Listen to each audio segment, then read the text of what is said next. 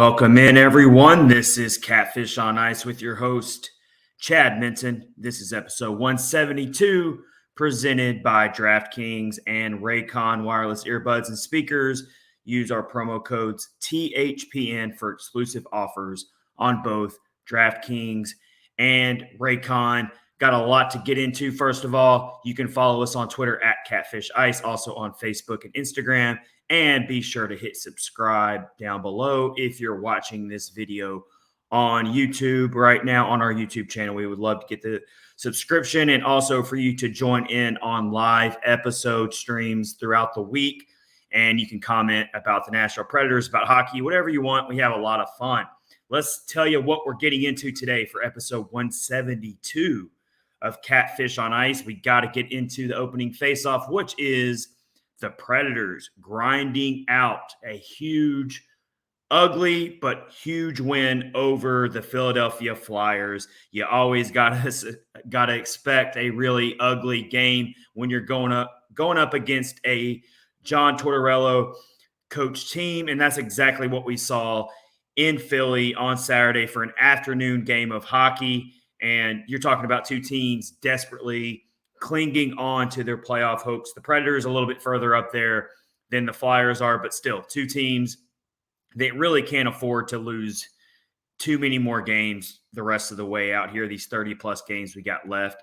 So you saw that on the ice. You saw two teams really desperate, ramped up the physicality, wrapped up the hits, really got the block shots. We're going to really dissect that game and what I saw in that game. A lot of drama in that game as well, because of Philip Forsberg and that injury that he sustained. It looked really scary in real time, and going to talk about how that's going to impact the team going forward. We got a little bit of news today on what his injury designation is. I remain optimistic that it's not as bad as it looks, so we will see. We got to talk about that. We've also got to talk about some of the things that happened throughout that game in terms of physicality, block shots, discipline. Of course, Matt Duchene scores the game winner in overtime. Got to talk about that. We are also going to get into the updated playoff odds around the NHL, most notably in the Western Conference, and how that affects the Nashville Predators. It's something that you'll look at every day if you're in the position of the Nashville Predators right now, because one or two games just drastically seems to affect where the Predators are in terms of trying to get their 9th consecutive playoff berth. And I know a lot of fans out there don't care about the playoffs. They care about a long-term rebuild. But be that as it may, we've still got to keep tabs on it because, look, the Predators sit just 4 points out of the playoff spot, and there's still a lot of time left. And the old adage goes, you make it in, anything can happen, especially when you have a goaltender, a world-class goaltender like UC Saros.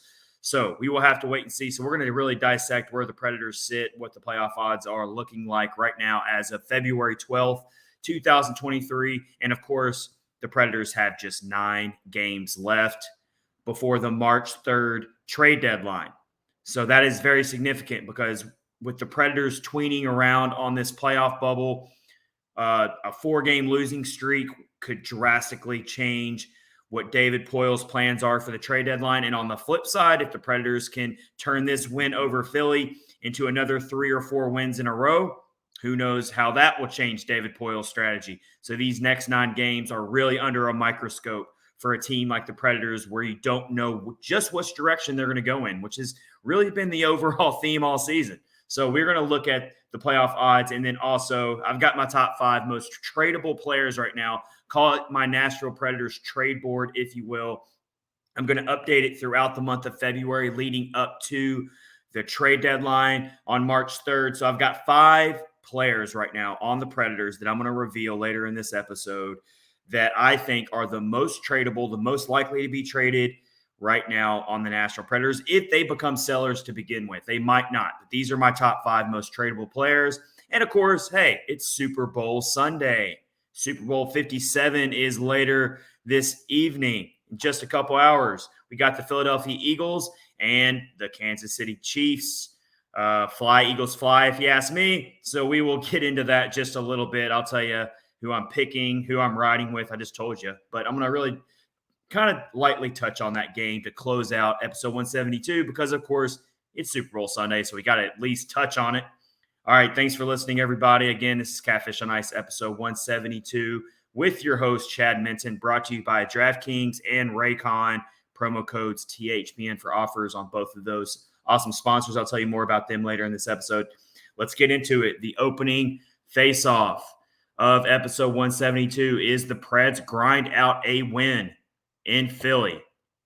Overall theme of this game for me was desperation. That's the word I'm talking about for both teams. Of course, the Flyers are way further back in the standings. Their playoff odds are basically about as thin as they can get. The Predators, slightly better, but still no room for error the rest of the way out on this season. So you saw two teams who play very, very similar styles of hockey. They muck it up. They make it physical. They forecheck hard. They hit hard. They get in shot lanes. They don't make it look pretty, and they rely on their goaltenders to seize the day. And boy, did we get a really good goaltender duel, even though the shot totals were not very high for either team. We still saw two really great goaltenders go at it in UC Saros and Carter Hart. What a great two goalie matchup this was, because you're talking about two goaltenders with similar ages, two future great goaltenders in this league. They're already great goaltenders, and so that was a treat for this game. But what really stood out in this game the most was, of course, the defensive structure that the Flyers play with. We had already seen it once this season when the Predators were able to score just one goal in the entire game, and it came in like the 58th minute of regulation when Matt Duchene kind of scored a garbage time goal. Well, this time, Matt Duchene scores the critical goal that gets the Predators the win. He scores in overtime in a 1-1 tie game in overtime. Matt Duchene gets his 16th goal of the season, extends his goal streak to 3 games in a row. He's really starting to seize the moment and become a focal point for this Predators team that let's just cut to the chase. This team cannot score on a regular basis. And it's going to be probably the main reason why, if they don't make the playoffs, that will be the reason why. It's because this team simply cannot score. They go on these long scoring droughts where not only can they not score, but they can't even find scoring chances. They can't even break out of their zone. They make it look that difficult sometimes. So that is what happened again in this game. Luckily, they were going up against a Flyers team that also has a hard time scoring goals, also lacks a lot of offensive firepower. So you had to have some patience when you were watching this game, because it was just hard to find a lot of offense on either side of the coin here. And, you know, you get an early goal from Nino Niederreiter. He finally gets back on the board. Niederreiter hadn't scored a goal in quite some time. It was his first goal since January 12th. So the Predators did get out in front with a 1-0 lead, and they nursed it for a little bit. But then really the only blemish that UC Saros had the whole day was when Kevin Hayes got loose on a one-on-one, kind of a defensive breakdown in the neutral zone. Wasn't really sure what Matthias Ekholm was doing in this scenario. He kind of was the one that seemed a little lost in the neutral zone. But as you say, Saros gets beat here. But you know what? He's human. It's going to happen. But, yeah, Kevin Hayes gets the goal. Kind of just puts a really great move on Saros. So tip your cap to Hayes on getting the goal. And so we were tied at 1-1. We go into the third period, and both teams just not giving an inch. I feel like the Flyers definitely dictated the defensive pace a little bit more, but the Predators got plenty of zone time in this game. They really did. I mean, they had chances. Not only did the Flyers block 30 shots, but when the Predators did have some open looks, they missed the net a lot. So it was a combination of missing the net, not getting shots on the net, not getting it into the traffic, but it was also, of course, when the Predators did get some shots, the Flyers blocking 30 shots, which is just an insane number. The Predators only had 13 block shots to that. But still, this is why I'm calling it a grinded out win, because the Predators just had to keep pushing. They had to keeping at it, keep chipping away, keep this game close. Of course they did. And you can get away with that against a team like the Flyers, because the Flyers aren't going to light up the scoreboard. So that's kind of what the Predators had to do. They had to stick to their game plan. and just keep chipping away and wait for that moment. You get it to overtime. A little more ice opens up in the overtime format, and it only took around 30 seconds, I think 34 seconds exactly, into the overtime period. And Matt Duchene, rather effortlessly, skates into the slot. Ryan Johansson finds him open, and, Duchene just pinpoints an accurate shot above Carter Hart, and the Predators get the 2 points. So they maintain their pace in the playoff race here. They're still 4 points back. We're going to talk a little bit more about that later in this episode with the current playoff odds, but they get to 56 points on the season. Some other things that stood out: discipline for me really stood out in this game. The Predators take no minor penalties in this game, which is a pretty significant accomplishment, if you ask me, because there was a lot of drama. Emotions had to stay in check. We're going to talk about the Forsberg hit a little bit more here in a little bit, but things got a little chippy here. I mean, both teams were jawing at each other going into the first intermission right after that hit on Forsberg happened, and you kind of wondered, were the Predators going to kind of get dragged into this emotionally charged game where bad penalties tend to happen? And then you put the Flyers on the power play. Even though the Flyers have the worst power play in the league, you still don't want to gift them with power plays in a situation where goals are really at a premium. And so I thought the Predators did an outstanding job of remaining disciplined by taking no minor penalties.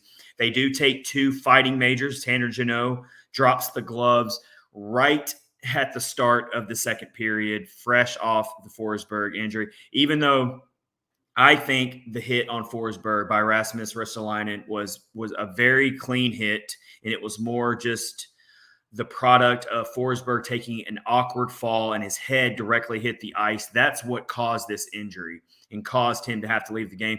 So, but still, it's hockey. You're going to stick up for your star player. That's what Tanner Jeannot did. That's one of his roles on this team. And so, maybe Jeannot looks back on it and he's like, all right, that wasn't a dirty hit, but I'm still going to stick up for my teammate, for one of the star players on this team.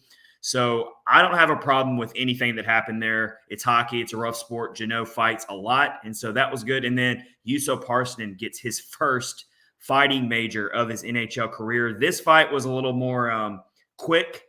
They were throwing the fist fast, but Parssinen gets his first fighting major of his career. So stick taps for him for sticking up for another teammate there in that sequence. So you got 2 fighting majors from the Predators, but no sloppy minor penalties that could have put the Flyers in a easy chance to score another cheap goal. So great stuff there. Of course, the physicality. Predators are always going to bring the physicality. Jeremy Lauzon was an absolute bowling ball out there, just wrecking anything that was in his path.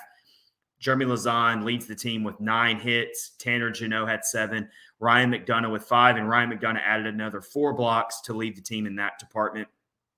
Of course, Ryan McDonough, we know all about him and how he gets into those shot lanes and does the dirty work by blocking shots to protect the house for UC Saros. So he did a good job in this game as well. So just another really, really grinded out type of win that the Predators, it's kind of their calling card, is this is the way they got to win a lot of these games. Here's my problem with all this. I love the 2 points. I love that they got the 2 points and they figured out a way to get it done. But this is not sustainable against a lot of the really good elite teams that are currently ahead of you to make the playoffs. You got to figure out a way to get more sustained offense going forward against some of these much better teams that you're going to be facing and that you have to pass right now in the standings to get in the playoffs. Most teams do not play like Philly. Most teams play wide open. They take chances, that they use their speed to get in on the rush, and they're going to burn you for 3 or 4 goals, even if Saros is at the top of his game. So I don't know if the Predators can really afford to live this way for very much longer and actually make the playoffs. So let's talk about Philip Forsberg real quick and that hit. Once again, let me get back to that real quick to move along here in episode 172.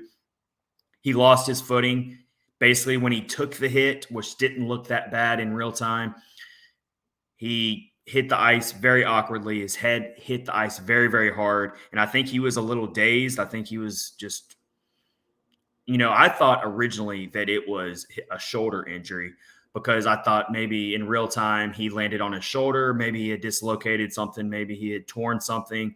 And so he was staying still to not further aggravate the injury.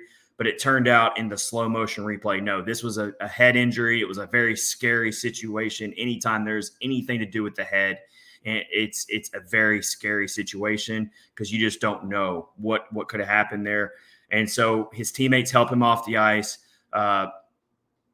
Nothing dirty about the hit, as I just said, but your immediate thought, other than obviously you're hoping Forsberg is okay. But after that, your immediate thought on the hockey side of things is, how long is he going to be out for? Is this going to be like a season-ending type of injury in the immediate moments after this hit and this injury and him laying down on the ice and having to be helped off the ice?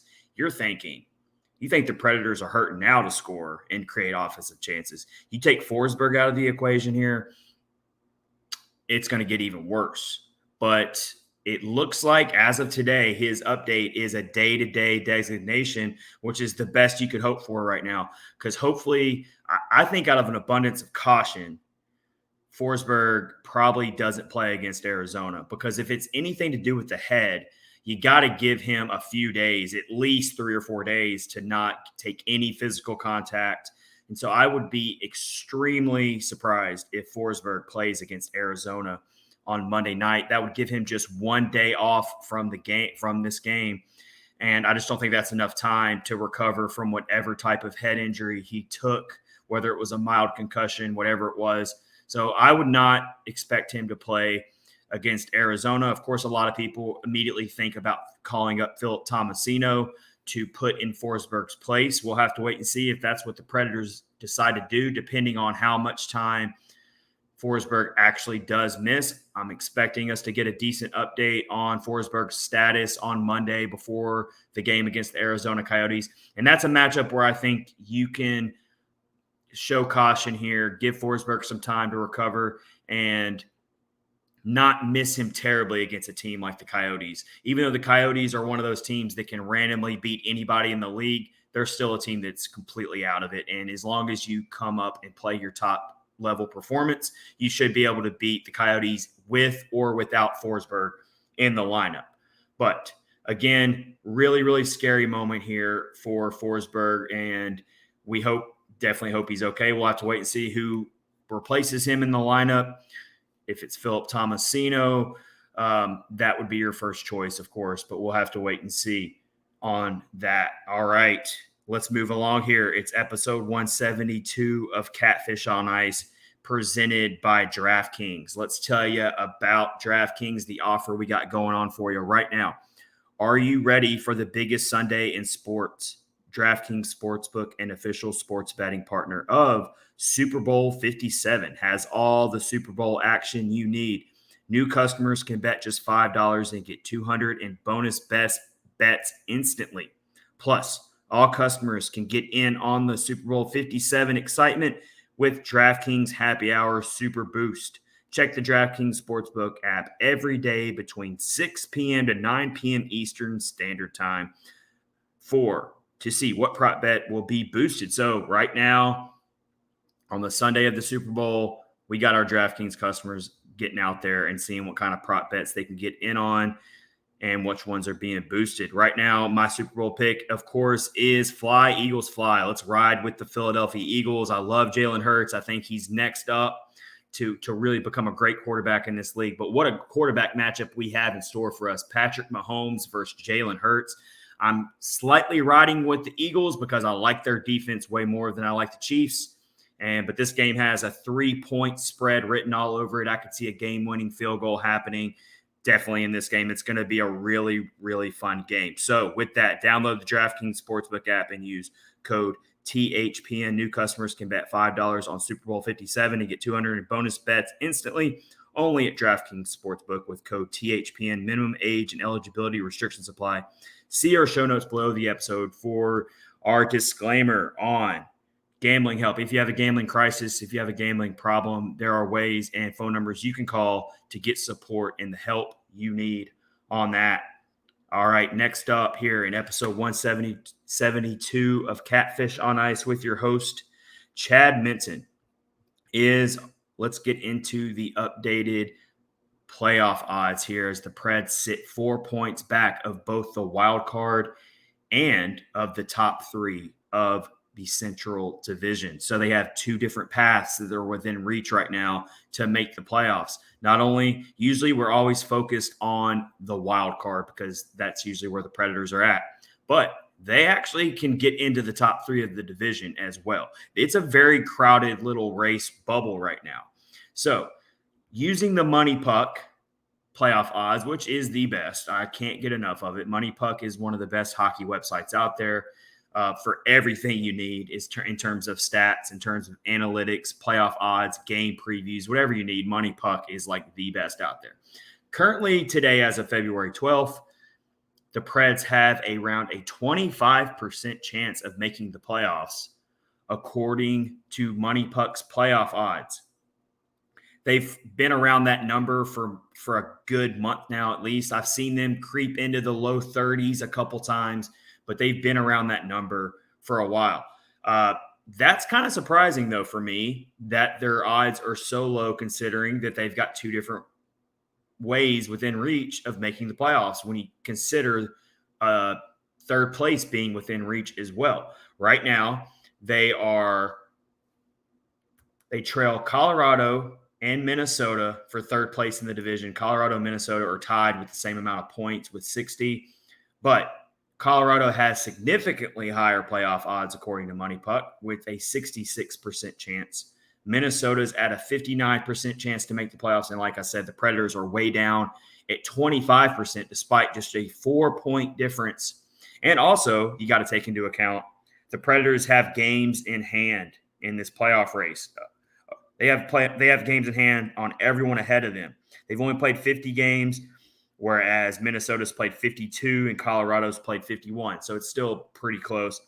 Also, when you look at the wild card race, you also got Minnesota right there. They're currently the second wild card placeholder with those 60 points. Even though they're tied with Colorado, Colorado has the tiebreaker right now to get the third place spot as of now.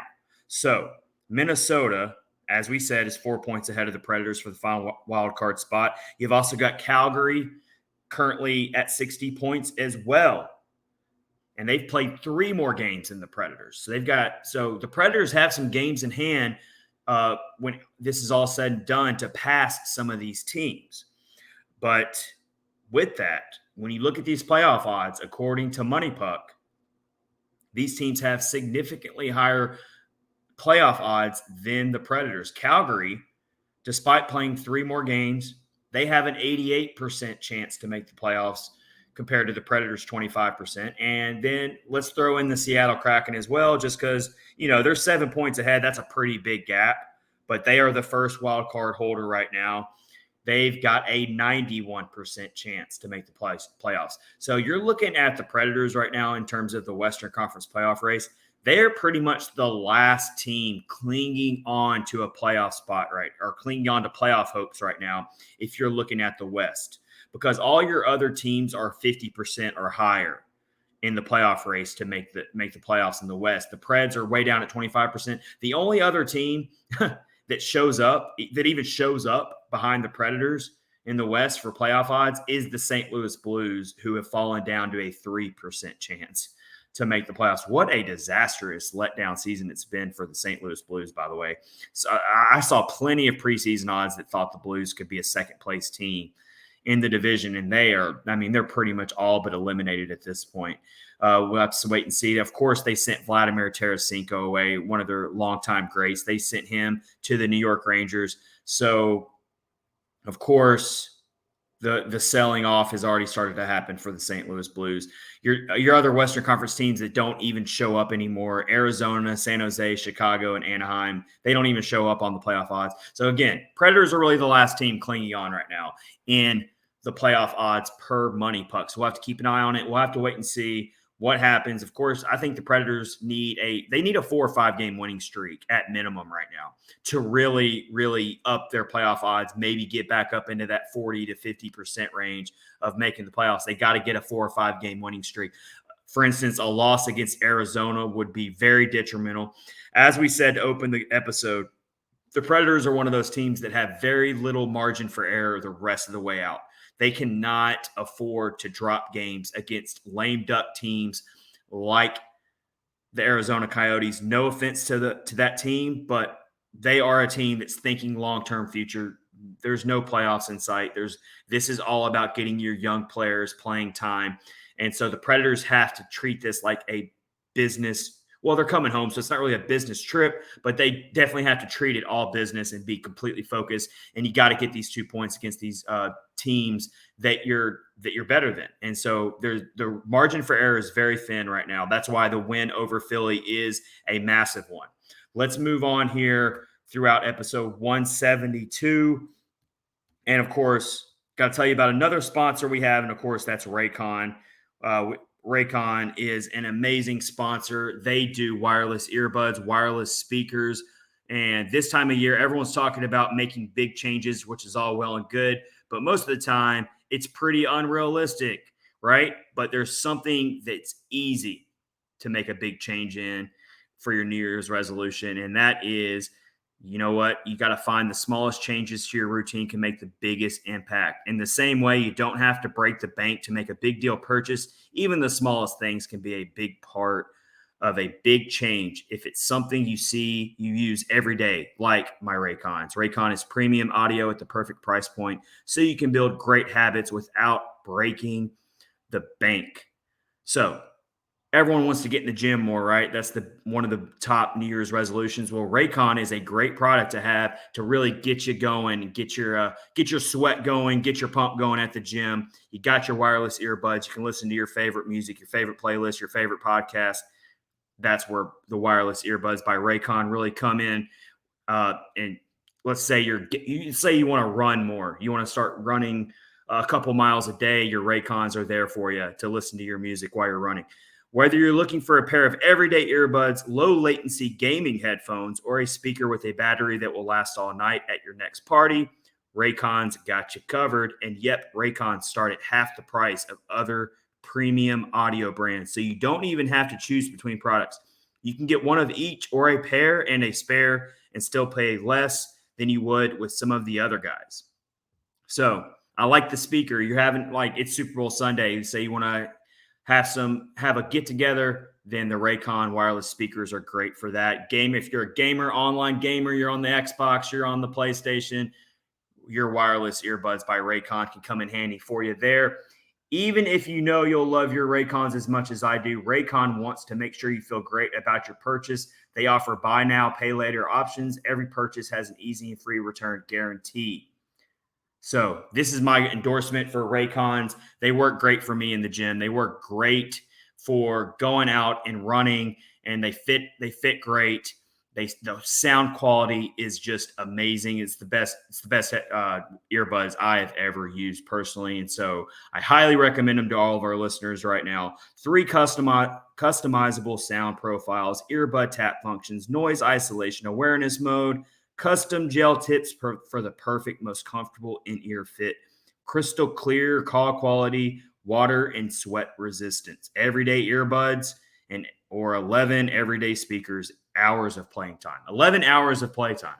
Awesome. So go use our promo code THPN to get you an offer on some Raycon wireless earbuds or speakers. All right. As I mentioned earlier here in episode 172, the Predators have just 9 games left before the NHL trade deadline on March the 3rd. It's coming up quick. Who knows what the Predators are going to decide to do here? It's it's anyone's guess. It really is.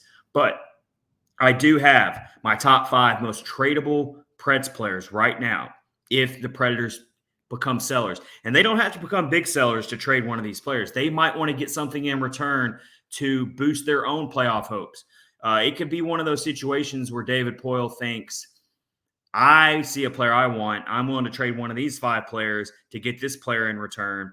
and still make that push for the playoffs. So it doesn't mean that David Poyle's selling because he thinks the playoffs aren't in sight and that this team can't do something special in the playoffs. So let me give you my first trade board. I'm going to update this every week up until the trade deadline. So I'll even update it in the next live episode next week when Kyle Perkins and Rich Howe join me for episode 173. But here it is, my current list here on February 12th with 9 games left before the trade deadline. My number 5 player on the list would absolutely kill me if we did this, but I could see it happening. I could see him being included in a package to get a draft pick or get another player that David Poyle might want more. That is Colton Sissons. He's number 5 on my current trade board because there are a lot of teams out there, playoff teams, who would love to add a Colton Sissons to their depth. And not just for this season, but for the future. Colton Sissons is not a rental. He's got a few years left on his contract. He's relatively a bargain. He's under $3 million AAV per year. So he's not an expensive player at all, despite having a few years left on his contract. So you'd be getting a long-term player here, not a rental, which could be enticing for a team out there who would be interested in a Colton Sissons, who is a veteran, who does all the things well. He's a two-way player. He's not going to light the lamp a lot offensively, but he is a prototypical third or fourth line veteran that every team should want to have in their lineup because he wins faceoffs, he kills penalties, he blocks shots, he hits, he forechecks. He is a great leader on the ice. So I would not want the Predators to lose him. I'm not saying I want them to trade him, but I do think he is an easy player to trade if the Predators choose to go that route. So keep an eye on Colton Sissons. My number 4 on the trade board is Mattias Ekholm. He was originally the number 1 trade piece on Frank Saravelli's NHL trade market board when he released his first edition back in, I think, January or something like that. Since then, Ekholm's fallen way back on his list to like number 25 or something like that because, of course, the Predators are winning now, so they're not going to be heavy sellers necessarily. But I've still got Mattias Ekholm on that list. He's probably besides UC Saros, I would think that Mattias Ekholm is the player that would get you the biggest return right now. If you were able to trade him, there'd be plenty of teams who would love to get Mattias Ekholm into their top 2 defensive pairings. And so I don't see it happening. I can't see David Poyle parting ways with one of his coveted veteran defensemen. He loves his defensemen. I can't see him parting ways with Mattias Ekholm unless things get really, really dicey. And let's say they lose 6 or 7 of these next 9 games before the trade deadline. That's about the only way I could see Mattias Ekholm getting traded. That's why I have him way back at number 4. Number 3 on my Preds trade deadline board is Mikael Granlund. He's actually the player out of all 5 of these players I'm listing here. He's the player I would actually like to see traded the most. But unlike Ekholm and unlike Sissons, I think Granlund's value has really tanked this season. It's tanked way more than it was going in. And so he's still kind of a bargain player, but at the same time, his offense has fallen off a cliff. Only 6 goals on the season. He's not shooting the puck. He's averaging the lowest shots per game of his career right now. So he's just not very aggressive. Perhaps if he was on a different team, those numbers would go up. That tends to happen a lot when former Preds players find a new home. They tend to all of a sudden wake up offensively. But I just don't see the market being very heavy for Mikael Granlund right now. And I don't see Poyle being too pleased with what he would see in return. But it could still be a situation where Granlund's a player that Poyle just says, you know what, it's time to move on. It's time to make room for other players. So we're going to move on from Granlund, maybe get a couple of draft picks and just let it go. So he's number 3. Number 2 is Kevin Lankinen. I've got him on my trade board because he is going to be a free agent this offseason. And so it comes down to how much do you think Kevin Lankinen is going to help you down the stretch when you could get something in return for him if you just decide to move on from him as you get much closer to the trade deadline. Because Kevin Lankinen has shown that he should be a starter somewhere in this league right now. He has been outstanding in his limited action, backing up UC Saros.